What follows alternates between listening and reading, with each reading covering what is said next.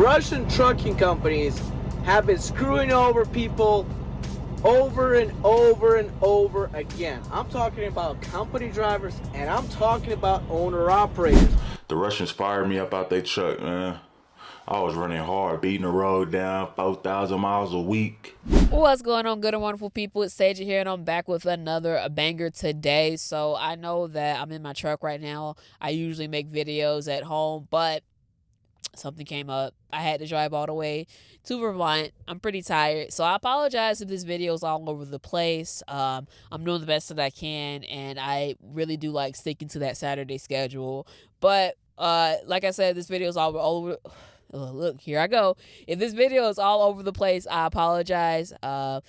I'll do better next week. But this week, I do want to talk about a story that broke out a few weeks ago. I missed it. I'm just not hearing about it this week. But a CEO of a Chicagoland Trucking company, you know, those Russians, they're Russians, quote unquote, that I was talking about last week, that Andrew worked for, that took all his money, that took advantage of him. Well, apparently something similar happened to a truck driver, and he was no longer having it. He completely went rogue, unhinged, and committed acts of vigilantism. He unalived the CEO of the trucking company, ATG Transportation. So let's just actually take a look at the clip together, shall we? Revy, a knife to the throat and a burning binder next to his body. That's how investigators describe the graphic murder scene of a suburban CEO found dead inside his Crestwood trucking company earlier this month. Now newly filed court documents detail an alleged back pay murder plot.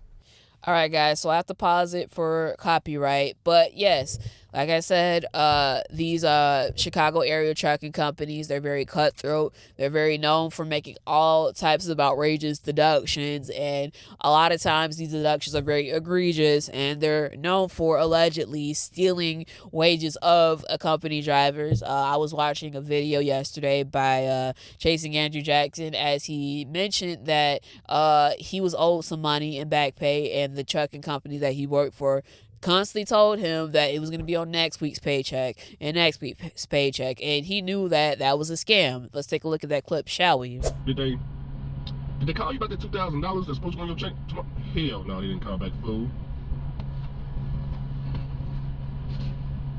Don't worry though, don't worry. No, it could. Maybe come midnight when the check hit. Maybe it won't be for $1,900. Maybe it'll be for what they owe me, but I know it's not. I know it's not. She probably gonna hit me up tomorrow and tell me it's gonna be on next week's check. That won't be no next week. That won't be no next week. It's already been 2 weeks. Next week will be 3 weeks. So yes, guys, you saw that, you heard that. Wage theft is among the several reasons why you should avoid working at these Chicago area trucking companies. There is no transparency when it comes to pay. There is no timeline as to when you'll get your money back, and you really, really have to be on their asses in order to get paid. But even then, that's still not no guarantee. Now, I listened to this story ahead of time. Now, apparently, the reason why the CEO, Dane Contesi, could not pay his drivers was because apparently the company was going bankrupt. If you believe it, I don't necessarily believe it, because there is no evidence that the company actually filed for bankruptcy. And what's crazy is that you look at this, because I'm going to still play this clip, but I just want to show this to you guys. Oh, God. I lost it. Come on. That's what happens when you don't script your videos. But here, you see on your screen, I need to make it bigger for you guys. I'll just zoom on it in post so you guys can actually read what's going on. But this is a Lamborghini. I don't know what type of Lamborghini it is. Is it a Huracan? You guys know more about cars than me. Let me know in the comments down below. But regardless, a Lamborghini is worth what? $250,000. This $250,000 car is what the CEO was driving around, yet he's asking for $120,000 to fund a funeral and expenses for his son, which we'll get to later in the video. But apparently at the time of this screen shot, $70,000 was raised. I looked at it recently. They were able to raise $100,000 for funeral expenses and expenses for his son, Kiko. Now, this rubbed a lot of people the wrong way. A lot of people feel like the funds should have been diverted to the drivers that were owed back pay. The funds should not have gone to any of his funeral expenses, because after all, he is a CEO, and shouldn't the CEO carry some sort of life insurance? Now, granted, this is probably part of their culture over there in Eastern Europe. I think having life insurance, all these types of insurance policies, that's probably like a Western culture thing. But regardless, I don't think that it costs $120,000 to bury Dane Kateski. I mean, I don't know that.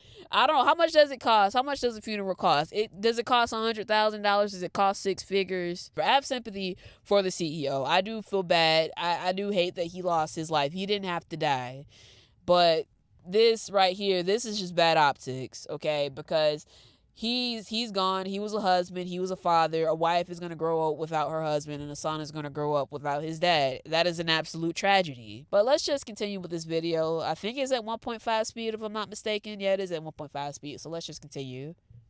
ATG truckload. Had a call from subject A, smoke coming from the building. When the smoke settled inside ATG truckload on March 5th, investigators discovered a torched binder and the body of Dane Kateski lying face down in a pool of blood. Before the medical examiner determined the 46-year-old CEO's throat had been slashed, investigators had already zeroed in on an employee as a prime suspect. Early morning on Thursday, about 5:15 a.m., that suspect was taken into custody about 2.5 hours away in Holland, Michigan. That suspect now charged with Kateski's murder is 53-year-old Josif Secula. According to charging documents, Secula was a longtime employee, and CEO Kateski had recently told Secula that the company was going bankrupt and that, like I said, there is no filings online that you can find of the company filing for Chapter 7 or Chapter 11 bankruptcy.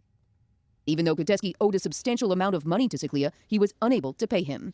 And by the way, he wasn't the only driver that he owed a lot of money to. Like I said, it was several other drivers that were owed money and he couldn't pay them. But my thing is, if you were supposedly going bankrupt when you liquidate your assets, when you try to sell assets to recover funds to pay the drivers that you owe and do right by them, because apparently, I can't really show you right here, but I'm reading here, and this woman apparently used to work for Dane Kateski, ATG Transport, Truckload, whatever the company names is. But it's kind of hard to read because these truck drivers just cannot, communicate in English effectively, even though they grew up here and they speak the language.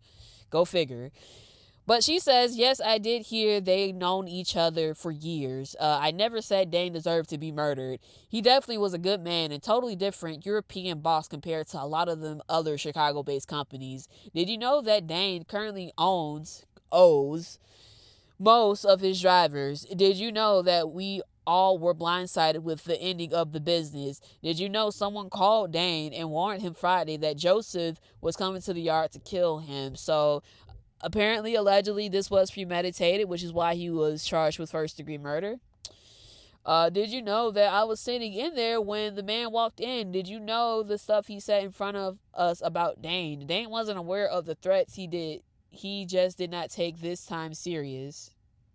Oh, my God. Josif had been threatening him. Look, Dane was wrong for not paying us our money, but he definitely said he wanted to make it right, and I believe he just needed time. That's what they all say. Like I played the clip at the beginning of the video, they all say that it's going to be on the next paycheck. It's going to be on the next paycheck until you finally quit and you never see it again. And also, it is illegal to not pay drivers back their escrows. I don't know how this became a thing, but apparently they hang this dangling carrot that you can get your escrow back if you put in a 2 weeks notice. Most of them never do, but regardless, you're still entitled to that money. I thought that if you work for a company, if they don't pay you, that's illegal. I thought that was a crime. Wage theft is a crime. You are supposed to pay your drivers if they work for you and they do any type of labor for you. I don't get what this thing is about escrow, EOD fees, or other ridiculous fees that these 1099 Chicago-based carriers are getting away with. This is interesting. Why are us truck drivers allowing this to happen? This is just insane to me. But let's just continue with the video. Court records spell out Seclia's every move and CEO Kateski's last moments alive. Security camera footage and Seclia's cell phone data shows Seclia followed Kateski into an office on March 5th around 2:37 that afternoon. Kateski takes a phone call and steps into another room out of sight of the camera. Seclia follows Kateski, and then there was a brief struggle, and then crying is heard from the room, the victim asking why, and the offender responding with, "I had to." On the other end of that CEO's phone call, court records say a witness told investigators.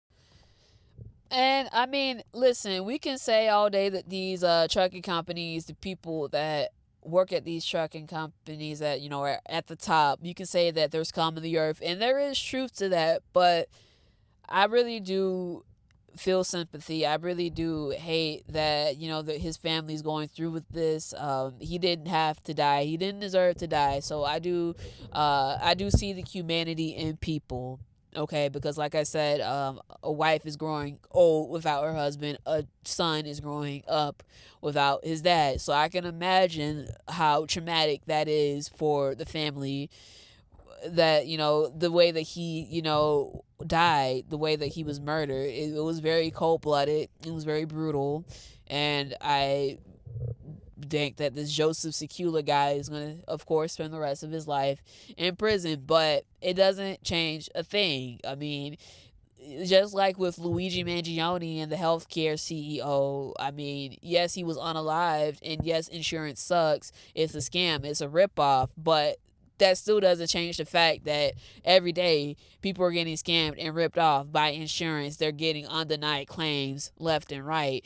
That doesn't change the fact that just because a CEO of a Chicago-based carrier is no longer with us, that drivers are still not going to get ripped off. They're still going to go with unpaid escrows. They're going to be owed tens of thousands of dollars. This does not change anything.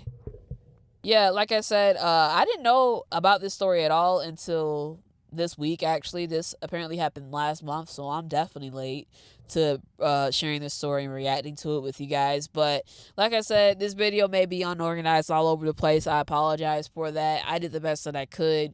I have a long day ahead of me. I gotta drive 6 hours back home, 7 hours back home. So I'm gonna do my best I can to edit this, get it out to you guys. But as always, if you guys enjoy content like this, please comment, rate, share, and subscribe. I'm Tedra Woods, and I'll see you next time.